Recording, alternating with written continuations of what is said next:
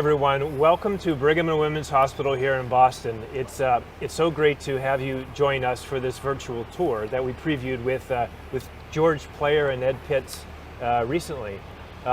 Today we're going to do something a little bit unique. We're going to take you on a tour of the Brigham and Women's Hospital campus, but we're going to do it virtually. A few years ago we were able to do this in person, as you've heard. Can't quite do that yet. So we're going to stand in for you and traverse this actually very sprawling campus as best we can with George and with Ed. A couple of things I want to point out as we get started here this morning. The first is that remember that Brigham and Women's Hospital is an academic medical center.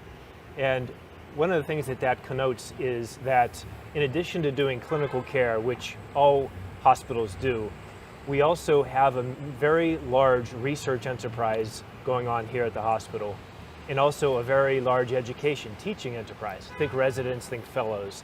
And so how those three missions come together is really at the core of what makes an academic medical center something special. So as we tour the space this morning, what you'll see is a variety of spaces, a variety of facilities that support each of those separately, and also how they come together in some synergy to make this whole sort of metropolis of a hospital work. And a campus as old as this is over 100 years old.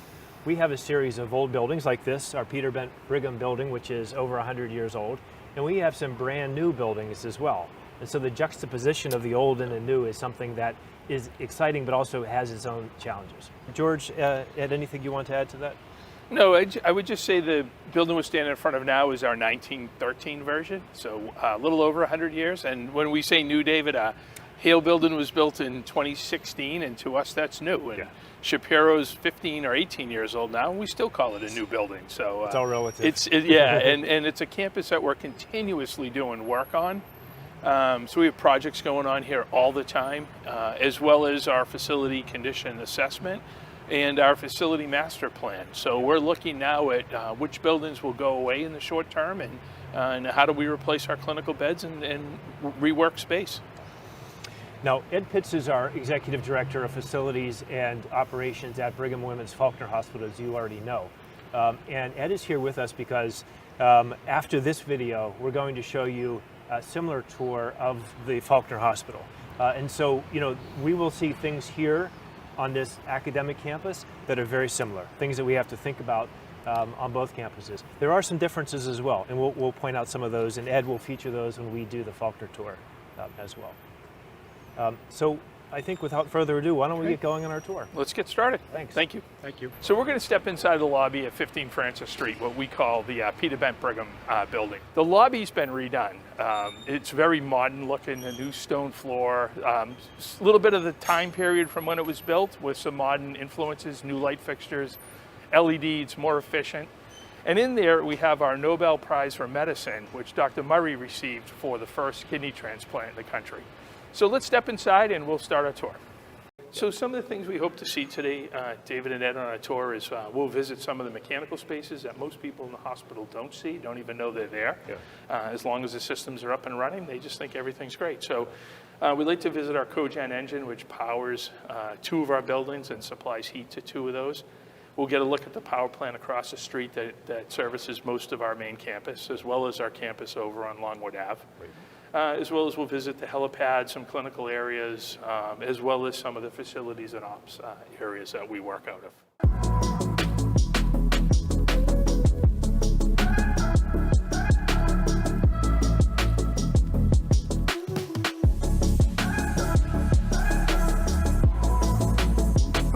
So David, we stopped just in the Thorn building area along the main pike, which connects all of our buildings on campus. It feels like it's a half-mile road that goes from Hale all the way to 15 Francis Street.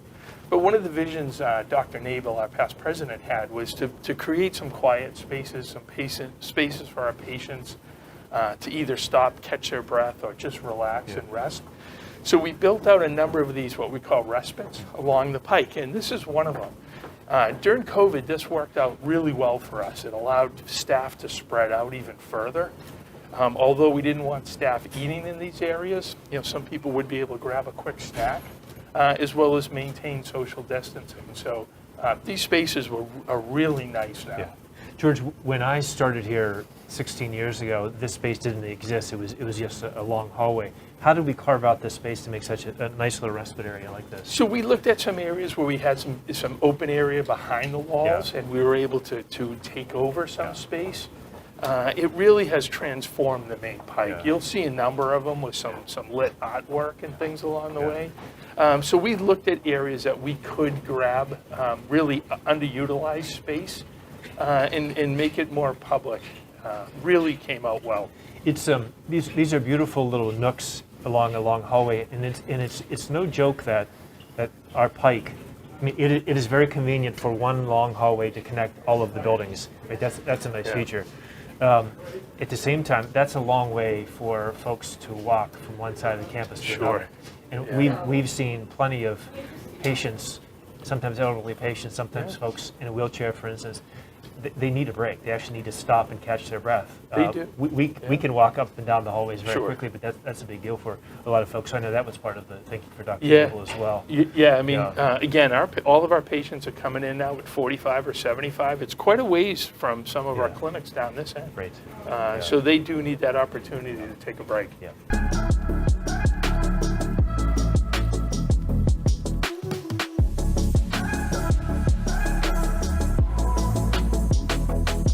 So, David, we stopped real quick in our ASB2 lobby off of our Nesson Pike.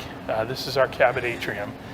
And what we want to show is off to our right is this large wall that goes all the way up. Normally, that whole space is open from end to end, and it is a large atrium.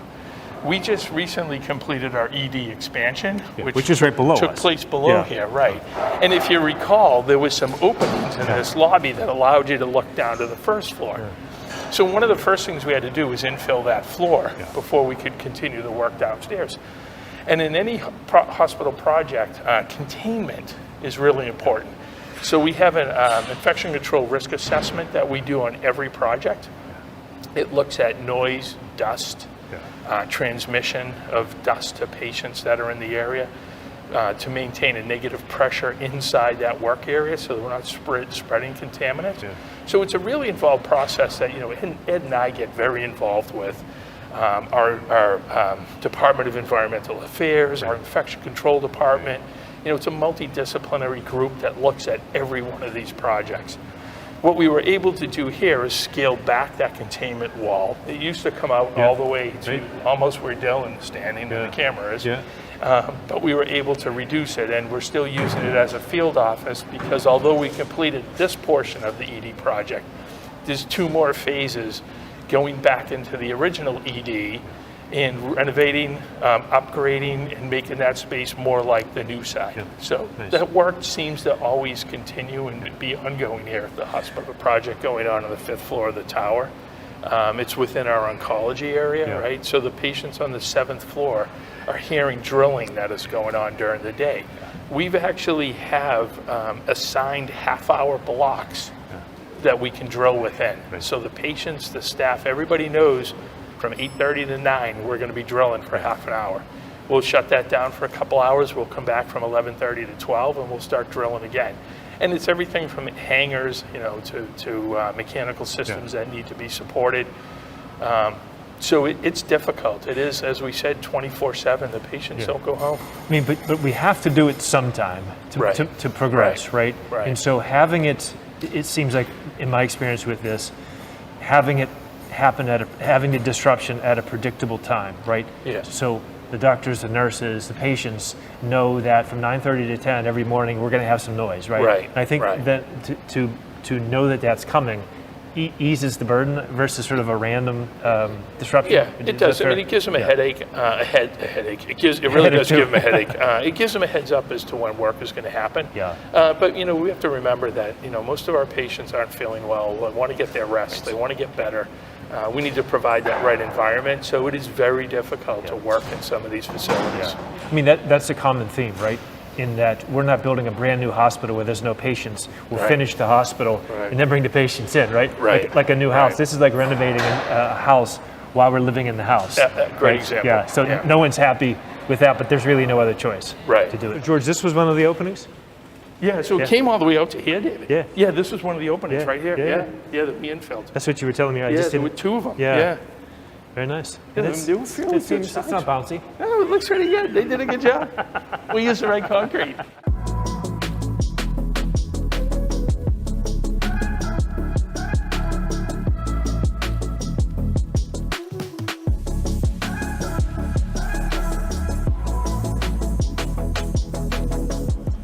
We're on the top, above the 16th floor of the bed tower. And it's currently about 4 o'clock in the afternoon. So what we're going to do is take a walk out. We're going to take a look at our main campus, see some of our other buildings.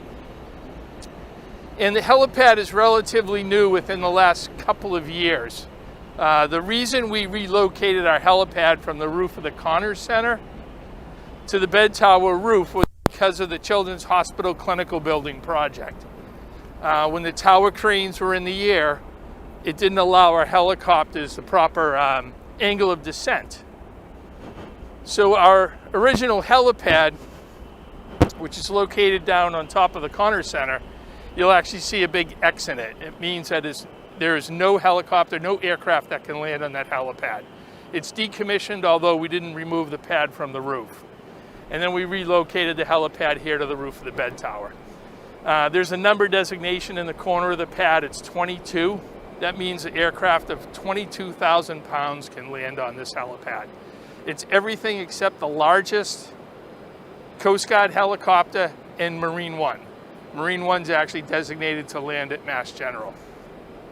So what you can see from up here is the rest of the Long and Medical area, which the power plant serves. So there's Children's Hospital, the Harvard Medical School, Beth Israel Deaconess down the street, Dana-Farber Smith Building, both their clinical and research, as well as Dana-Farber East Campus further down. A great view of the city of Boston with the Prudential Tower, the Hancock Building, and there's a helicopter actually leaving the Dana-Farber, actually the Beth Israel helipad, which is located right across from us. You also get to see all the way out to Boston Harbor, our Thorn building, which we visited, Connors Center, as well as New England Baptist Hospital up on the roof. So the Peter Bent Brigham and the Robert Brigham, which were cousins, look very similar. So you see the building up at New England Baptist next to the American flag flying, which has the columns. Those columns are very similar to the columns that you see at the 15 Francis Street Peter Bent Brigham. So it's very interesting to see the similarities between those buildings. I'm going to walk back over here and take a look down onto the power plant roof.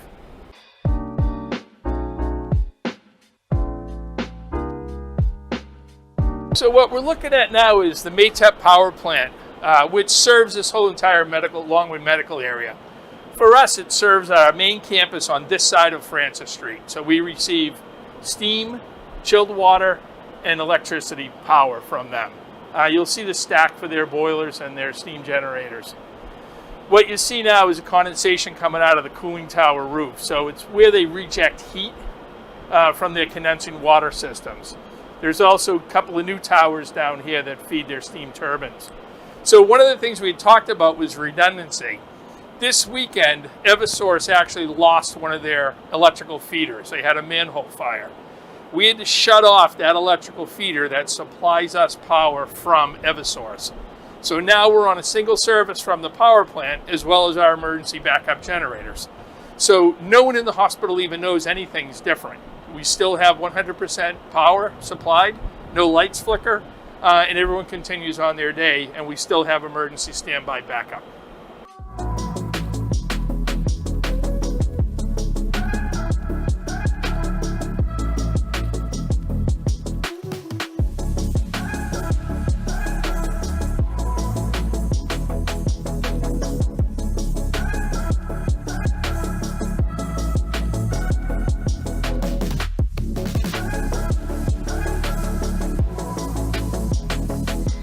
So we're stepping out to the roof of our Hale building. And from here we'll get a nice view of another view of the Maytep power plant. as well as some of the construction in the Longwood Medical area. So this is an expansion that Beth Israel Deaconess is doing above their emergency department, and it's a new clinical building which attaches to one of their existing. So this is the type of work that takes place really throughout the whole Longwood Medical area. We talked a little bit about children's. We have future projects planned for the bed tower replacement project, and our new SVP is looking at those plans right now.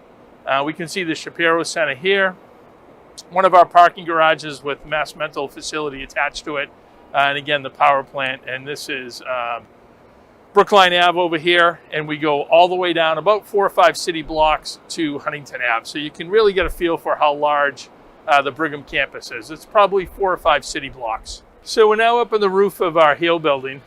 Rob and Karen Hale, are donors to the hospital and have their name on this facility, made a generous donation to us.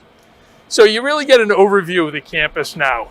We're down what we'd consider to be one of the further ends. The Hale building, Shapiro Center beside us, the existing bed tower. So Shapiro's inpatient building, bed towers, inpatient building, the Mary Horrigan Connors Center for Women Health, inpatient. Then you'll see the ambulatory facilities down below in front of the Connors Center. Thorn Research, which we visited earlier. And then down the far end is the administrative areas where the Peter Bent Brigham is. So again, about 3.5 million square feet, about a quarter of a mile from here back to the 15th Francis Street lobby. One of the things we should touch base on is, as you look at the roof here, there's a number of pieces of equipment that you see. Emergency generators, exhaust fans from the research center, cooling towers for the chill water plant here in this building, cooling tower for the cogen engine down on lower level 5. So you think about what you see here and the amount of equipment in this building, and then multiply it over the entire campus. There's thousands of pieces of equipment that our engineering maintenance teams take care of, as well as think of the square footage that our EVS teams clean, and our number of materials that our material management department deploy, and security taking care of 3.5 million square feet and responding and protecting patients and visitors and staff throughout the campus. So there's a lot that goes on inside the walls, and you're really getting an opportunity to see some of the things at the hospital that most people don't get a chance to see. So I really enjoy what we're doing here today. So we're in the Hale building now. So yeah, we are still in the Hale building. Yeah. We're actually on lower level 5 of the Hale building. And this is where our cogen suite is. Yeah. So we're gonna enter that. We're gonna see our engine. We just finished some maintenance on it. Yeah. There's a couple of boilers in here. We're gonna show you a control room where the team that manages this equipment works out of. There's also equipment on the roof of this building associated with the cogen that the hospital engineering team maintains. So we subcontract the operation of the cogen, but we still work very closely with them. We support each other in the operation of it. George, when you say cogen, tell our students what cogen actually means. Sure. So cogeneration is using one fuel and producing 2 sources of utilities, so 2 outputs. We bring in natural gas. We burn natural gas in the engine. It's a 4 meg natural gas recip engine. We also have 2 natural gas boilers. So out of the engine, we produce electricity, and we also produce heat. Then we use that heat to warm our buildings. Okay. So instead of just taking the heat and rejecting it and throwing out the cooling tower, like your old, traditional power plant, Boston Edison power plant down by the river used to do, that operates at about 33% efficiency. The cogen operates at about 66% efficiency. And this is one of the higher utilized engines as far as efficiency. So we've tuned it really well. The operating team does a good job. We used to power Hale building from this engine and heat it, and we also send power over to Shapiro building. We hadn't heated Shapiro building from this engine. Our agreement with the power plant has just come up for renewal and kind of termination and utilizing the steam from the power plant to heat Shapiro. So we now have the ability to utilize the rest of the heat in this engine that we were sending to the cooling tower and heat Shapiro. So it will become even a little more efficient for us. And George, what's the advantage of having our own cogen engine here versus just buying it from the grid? Why would we go through that trouble to build that? So one of the things is we really control our costs, Yeah. right? So from an electric standpoint, it's very similar to the grid, but it's based on our operations, right? The heating side, our contract with the power plant is very pricey, right? So this allows us to use what we would normally waste for heat and heat our buildings. Right.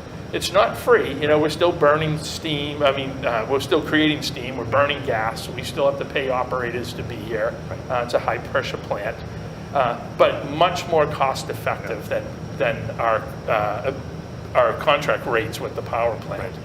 So we have an opportunity to save, you know, close to $1 million a year that's once we fully utilize all the heat from this engine. So very simply, for those non-engineers among us, we have a natural gas line supply of natural gas coming into the engine. Yeah. The engine does its work, produces electricity, Yeah. and in so doing produces heat. Yep. We capture that heat and we use that heat in a variety of ways to heat part of the campus. Absolutely. That's pretty impressive, Yep, right? that's a very Yeah, good, simple yeah, yeah, explanation. okay. Yeah. And what you'll also see in here again is the boilers, Yeah. the waste heat boiler from the engine Right. that captures that heat. Yeah.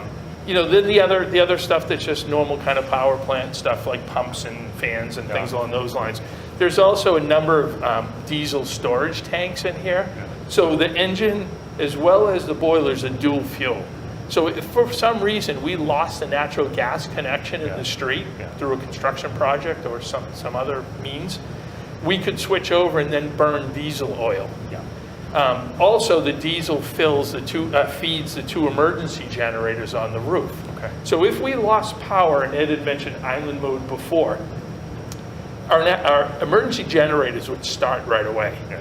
We could then restart our cogen, and then we could power Hale building and Shapiro building. On diesel. On this engine. Yeah. Whether we're burning gas or oil, see. Yeah, right? So got it. we could still run this if we Yeah. lost the grid. Like if Yeah. you remember, I'm going to say it's probably 15 years ago, there was a massive power outage on the East Coast. Right. A lot of facilities were in the dark, Yeah. right? So our power plant is really designated to the Longwood Medical Yeah. area, that Maytap plant. That plant remained up and operational. Yeah. We didn't see any effects in here. Now we can do the same thing in these two buildings with our own engine, right? So we're not relying on the power plant. You know, the one thing with the power plant and the grid is we synchronize the electrical feeds that come from the power plant as well as the outside grid from one station into that main portion of campus. So the 85% of our campus that gets power from Maytap, we could lose a Maytap plant, nobody would know. Yeah. We could lose the outside feed, nobody would know. Yeah. If we lost both feeds, then we'd be on our emergency generators. Yeah. That's happened one time to me in 26 years of working here, where we lost both the external feed as well as the Maytap power plant. And we were on generators for about 5 hours. Yeah. But you know, that's a lot of redundancy and it's expensive. Yeah. But you know, like not to put too fine of a point on it, but like our patients are in beds, they can't go anywhere. Right. They're dependent on us to keep them alive in many cases, right? Yeah, It's like and- there's no room for error there in terms of losing electricity. They can't walk out. Right. They're there. We have to take care of them somehow. Right. And you know, and Ed and I, in our intro, we talked a little bit about redundancy, right, and resiliency. So, you know, when I get into this industry, at one point in my career early on, I worked in a data center. I was responsible for a data center, the power plant that fed the data center. And the manager said, hey, listen, this is the most important thing we do. Yeah. If we lose a data center, I can't write service tickets. That's $1 million a day. And I was young and I thought, boy, $1 million a day, that's a lot of money, you know? Yeah. And then I get into the hospitals, right? And I walk through here and I see, you know, our infants in the NICU, right? And I see our patients in ICUs and our ORs, 43 ORs that are working from, you know, before 7 in the morning till after 7 o'clock at night taking care of patients, and trauma coming through the ED. You know, I could probably go home if I lost $1 million a day in the data center and go to sleep. Yeah. I wouldn't be able to go home and go to sleep if I lost patients' lives because we didn't do our job or we didn't think about what could happen and plan for it. So that's a lot about what Ed and I talk about, what we think about every day. So our engine is actually located in this enclosure. I'll open the door, I'll give you a chance to view the engine through the video, and then we'll work our way out into the main part of the plant.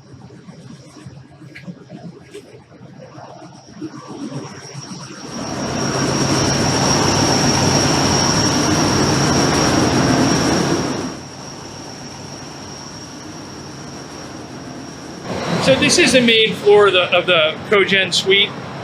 There's 2 steam boilers behind us, both run off of natural gas. As I mentioned, the cogen runs off of natural gas. It also has the capability to run oil. So if we lose natural gas in the street from the utility, we can switch over and burn diesel. There's a number of tanks behind these 2-hour rated walls. They serve both the boilers, they can serve the engine, and they also go up to the roof and feed our emergency generators. There's also other associated equipment, both wastewater treatment. The power plant control room is down here. They operate, and this is staffed 24/7. They also work very closely with our engineering team, because our first response from an engineering standpoint is some of the equipment on the roof, because the operator can't necessarily run out of here. So there's a lot of cooperation, a lot of conversation. We work hand in hand. So when we were up on the roof, we talked a little bit about an access way to get equipment down here. So we're on lower level 5. On the ground level up above us, there's a shaft that has a concrete cap on it. That allows us to switch out components for the engine, to switch out components for the boilers. It also allows us to stage that across L2 where our imaging suite is. And when we brought in the 7T magnet, we opened that cap, and with a crane, we dropped that piece of equipment down on lower level 2 and brought it through an access way into the imaging suite. So it's vital that when we build a building like this, you think about down the road and what we're going to need for access, how we're going to switch out equipment, because for as much as we would love this to run forever, someday we're going to need to replace it and repair it.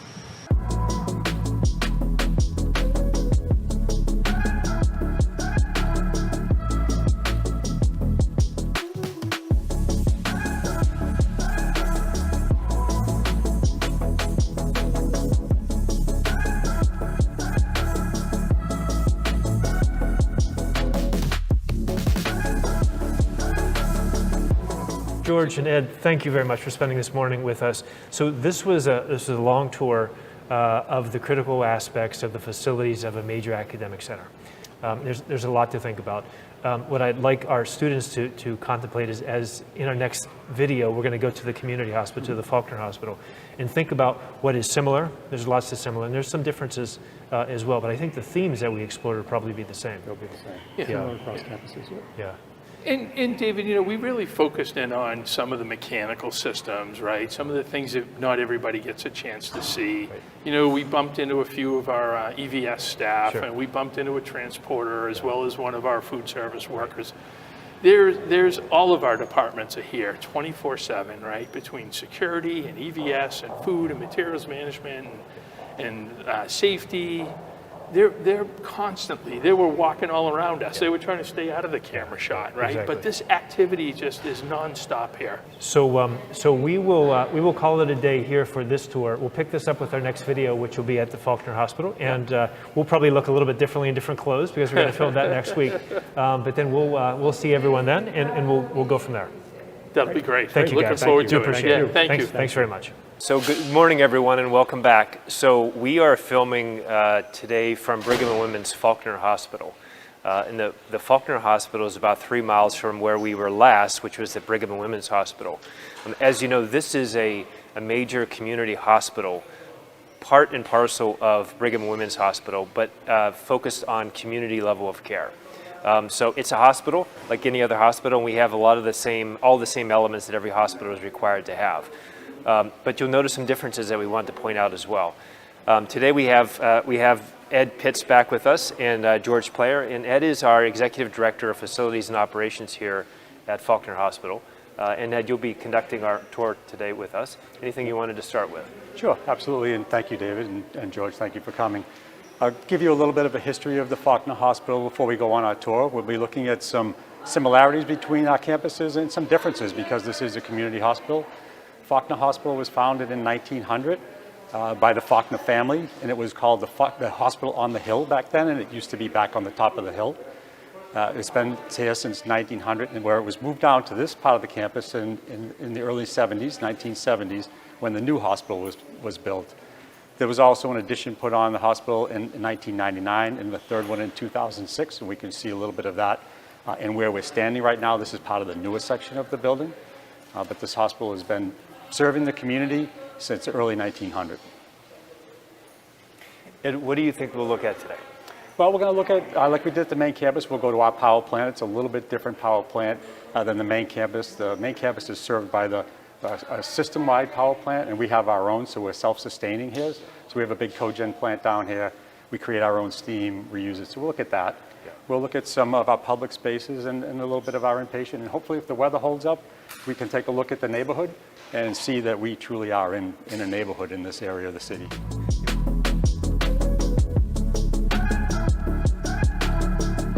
We're at the front of our hospital building, and this is a good view to check out the Arboretum, the Harvard Arboretum across the street. Yes, the Arboretum is world famous. It's managed by the Harvard University. It's actually a public park owned by the city of Boston that Harvard University manages for them.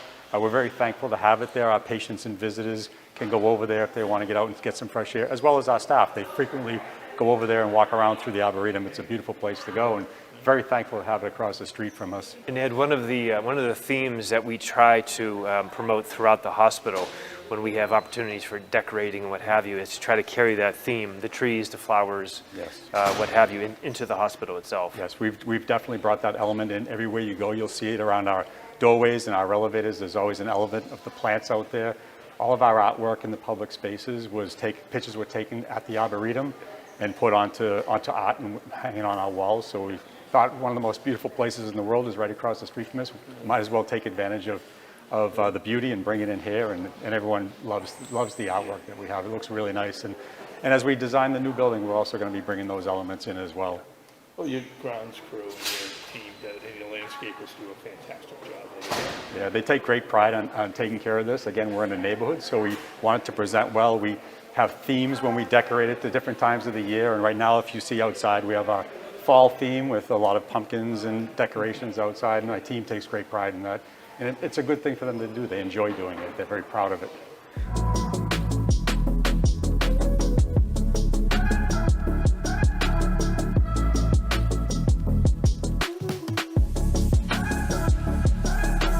So we're going to go in and look at our power plant. Again, a little bit different type of a power plant than we looked at it at the main campus. We do have a cogen plant down here. We are creating our own steam. We're a self-sufficient campus. During 3/4 of the year, we actually create 100% of the energy that we use in the campus through our cogen plant. And during the warm months, we create 3/4 of what we need and purchase the rest of the remaining that we need. It's a very loud plant because everything is out in the open. So we'll walk around. It'll be very difficult to hear us. But as we go in, we'll see a bunch of boilers that create our steam. We have high pressure and low pressure steam boilers here that requires a special engineer to work down here 24/7. And then we have our cogen plant. Like the main campus, we reclaim all of the heat, the waste heat, from the oil and from the steam created from the cogen process, and we transfer it up to another mechanical floor and preheat a lot of our water in our systems. We don't currently use all of it, the steam that we do, but when we build a new building, we're going to be using 100% of the steam as well, so it'll be a very efficient plant when we get done with the new expansion of the building. And Ed, what do we do with the steam that we don't use now? It goes out through a cooling tower and just goes out to atmosphere. Yeah. Okay, yeah. So it's just heat. It's steam. It's just steam. It's yeah. heat. Yeah. And then, George, when we looked at the cogen at the Brigham campus, it was in a new building, Right. which we built not that many years ago. Yes. This was more or less a retrofit, I'm assuming, into an existing space. This power plant was built in 1972. Okay. It had a small cogen plant in it when they built it, but the cogen plant only fed the power plant itself. It didn't feed the hospital. This was retrofitted about 7 years ago to put a new cogen plant in, and it's a self-sustaining cogen. It has a new electric fault, so we have black start island mode. So in the event that we had a power failure, we can restart the whole hospital and get it fully functional again. It takes a couple of hours for us to go through the whole process. We have to do it in steps, but it's a great feature to have that we could be in the middle of a major outage of power, and this facility would still be running 100%. Well, which, we need to for our patients, right? If we lose power, we can't send the patients home, right? Right. We need to care for them 24/7. Right. So those plans and redundancy and resiliency, Right. it really means something to us. Yeah, the senior administration of this institution really thought a lot about it and decided to invest heavily in this technology so that we could function in the event that there was an emergency. So let me just play a little scenario before we go in. So let's assume that, is it National Grid, Yes. our electricity supplier? Yes. If somehow those lines, supply lines, go down to this hospital, Right. what would happen then? Yep. So we have 2 incoming lines, so we'd have to lose both of them. Right now, we're serviced by one line all the time. If something happens to that line, the system automatically switches over to the second line. Yeah. So there's our first redundancy that we have. Then if we lose both of those lines, our emergency generators will start up and keep about a quarter of the hospital functioning. All the emergency services, the life-sustaining services will stay on. What are they powered by? What are they They're generators? powered by diesel. Diesel. Yep, Okay. the emergency generators are diesel. So that's all self-contained here at the That is hospital. self-contained as Okay, well, yes. Great. So then, after that point, we would contact the grid, the national grid, and talk to them and see if this is a lengthy outage. If it's a lengthy outage, then we will start the process, our engineers in the plant will start the process in conjunction with our electrician of restarting everything back up. Again, it has to be done step by step so we don't overload the system. And it's prioritized by system to do the most critical things first and then bring on the normal everyday things last. But if the electricity is still down, you start it up under, how do you power it? So we have our own generator system that starts it. There's a system of batteries Yeah. that will automatically start it, and it also connects to our emergency generators so that we can start it from there as well. But it would be gas, natural gas powered. It's a natural gas powered system, right? So we could effectively run most of the hospital on natural gas, right? Converted into electricity through our cogen engine. And again, depending on the time of year, if it was deep in the summer, it was really hot out, we would have to shed some of the load. We wouldn't be able to turn some of the things on because we'd still have a lot of cooling load. But in the wintertime, in the fall, we'd be able to keep it 100% going at all times. So no matter what happens, whatever disaster, our generators will allow us to keep the life safety elements of the hospital running. So our patients will be safe one way or another. Correct. The Right? emergency generators are designed to sustain life Yeah. and safety features of the building. The cogen is supplemental to that. Right. We're not allowed to have emergency generators on natural gas because it's considered a weak link. It needs to be diesel. So the cogen is not technically part of that system because it's natural gas. Right. It's a failure point where diesel sits in a tank and it's up to us to make sure we have enough of it or replenish it. Yeah. What we're looking at here are 2 of our computerized controls. One's an alarm panel that tells us the status of everything in the power plant at all times and making sure that everything is running properly. We have operating engineers who are here 24/7. This screen here shows our cogen plant right now. And what we see on this is we see our 2 incoming utility lines that we talked about from National Grid. That's those right here. And how much electricity is being brought in at the time. And then this also shows our 2 cogen engines and their status right now. So as you see right now, one of our engines is offline, which is why it says not available. And because it's offline, then we increase what we buy from the utility, but it happens automatically. We have to keep the line for the utility open 24/7. It's always on, and we pay for it to be always on so that if something happens with one of our engines, it's seamless, and the amount of electricity that we purchase ramps up to match what we're losing over in the cogen side. So nobody sees it happen. We know it happens, but it happens automatically at all times. And then as we look at this is 2 engines, 2 generators, how much they're producing right now, and then we go over and we look at all of our transfer switches that distribute out to the hospital. We can also go in. Hey, Ed, may I ask you, Sure. so one's running and one is offline. Is that purposeful? We do maintenance on them at We times do, we yeah. have to. Okay. And throughout the winter time, we do, because there's 2 engines and not 1 engine, if the load goes down so much that we don't need it anymore, one of the other engines will ramp down and shut off automatically. We don't have to do it either.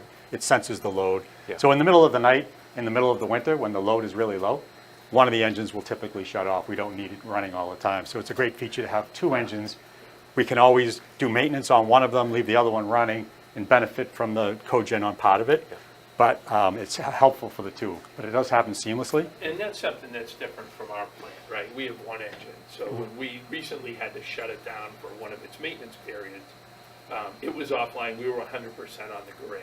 Yeah. And where we're controlling those peaks, we set a new peak for that month, right? Sure. Because the engine was offline, so we tend to pay for that a little bit. I see. Yeah. Part of the energy rates are based on demand, and if it's the highest demand day of the year and you have your engine offline, your next year's utility rates will be set off of that date. So we get a lot of communication from Mass General Brigham about when we're going to run into those days when they believe the rates are going to be set, and we optimize our plant to make sure we're drawing as much off of this as possible and not buying off of the grid. Oh, that's fascinating. And we try not to schedule any maintenance during those periods, Sure. right? So Right. the peak of the summer, that engine's on 24/7. Right. You don't want to be caught that day with your cogens offline Right. when they're setting the rates for Yeah, you next year, yeah, because yeah, you could end up with a higher rate.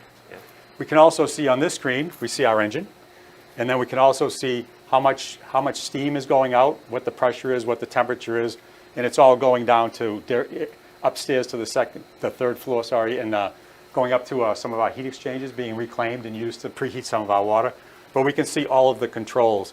We also take the temperature, the oil heats up in the engine. We also reclaim that and send it upstairs as well to reclaim it and use it.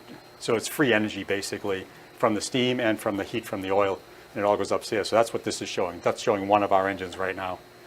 It's a fantastic graphic to explain what you guys have been talking about. Right. Yeah. And And this, really, those are the benefits, right? Is we burn one fuel, we're trying to use every little bit of Sure. wasted Yeah. heat Yep. or energy, other energy to help us Yeah. run our facility. right. It is one of the benefits of cogeneration that you do create other sources of energy. So you'll see this one. This one obviously shows both engines, all the steam, where it's going to, how much of it is going out, what the temperature of it, how much of the oil is getting recovered and reclaimed, and actually the diagram of where it goes, so that we can find, if there's a problem with the system, we'll know where it is, and we can quickly find out, diagnose it, and hopefully put it back online quick. But it's a great capability to have. Again, we have to burn natural gas to create the energy, but we do create steam, and we reclaim the steam while we're creating energy. So.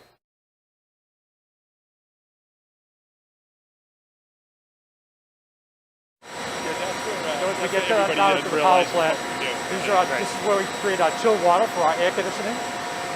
And as we go down, we're going to pass by our 2 cogen engines, and then we'll come back up by our boilers.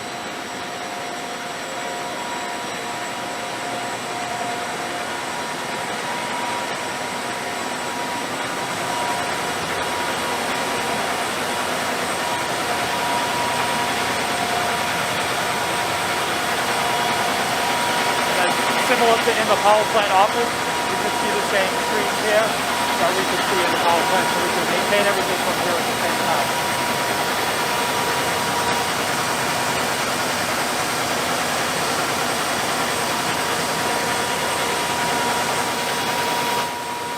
Over this section, this is where we reclaim the heat from the oil and send it upstairs so that we can create hot water out of it.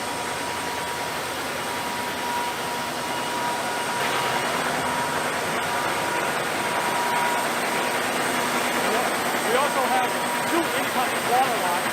This is our main water line, our that line, so that in case one goes down, we still have water coming from the other one.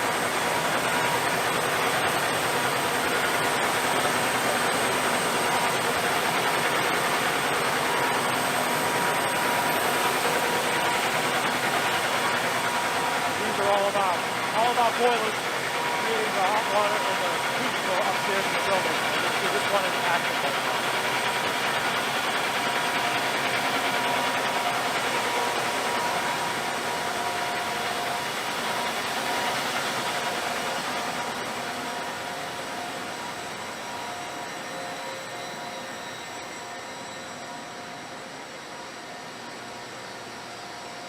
These are our high pressure boilers, dual fuel, so in case one of the fuels goes down, the gas goes down, we still have oil that they can run off of. This is used to provide high pressure steam for our central processing department, for our operating room, so we can clean and sterilize through this system here. And again, redundant backup, we have 2 of them. So we're in one of our inpatient floors right now. This one's been renovated in the last 10 years. It's our orthopedic floor. We're going to go into one of the rooms and we'll look and we can see the beautiful environment out the windows that the patients see. You'll see that this building is very long. The hallways are very long. This building was designed by Gordon Friesen, and he was popular back in the 60s and 70s for designing buildings that were state-of-the-art. He was the first person to have distributed nurses stations. His whole point, how he designed things, was to put the nurses closer to the patients. So we don't have big nurses stations like you see at other hospitals. We have distributed ones because he wanted them to be closer to the patients. He also was the person that designed the nurse servettes.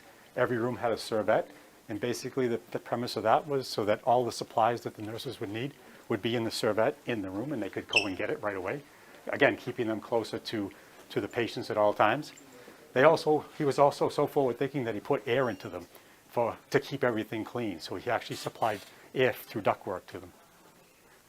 So this is one of our typical patient rooms on the 7th floor. As you can see, the beautiful view out the windows that the patients get to see every day of the Arboretum, the Blue Hills. It's a beautiful healing environment, very respite, and very nice to be able to look out every day.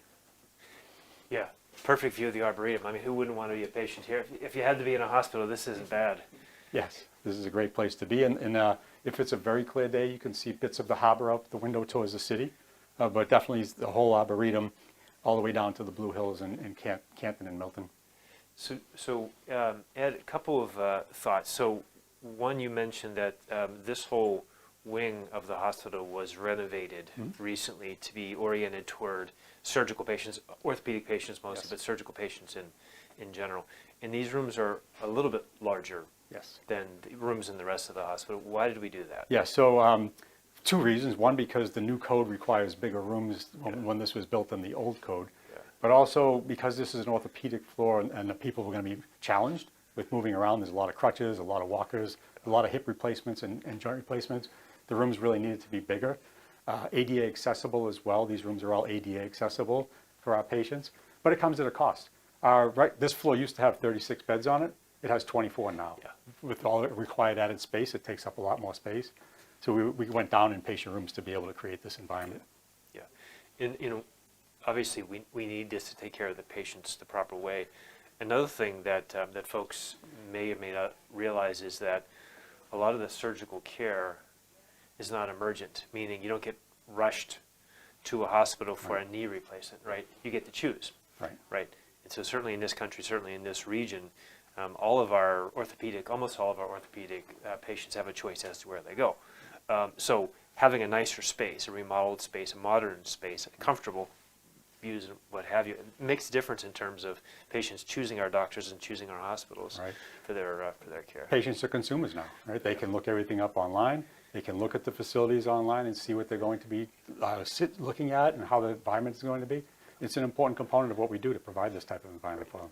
So we could have maintained our 36 beds or as many as we want. It doesn't mean the patients are going to choose us for the care, right? So that's sort of that balance that even though we lose revenue by not having as many rooms, we have higher quality rooms, and hopefully that creates some consistency. Yes, I agree. So like the bathroom, for instance. So this is maybe you can get a shot of the bathroom, Dylan.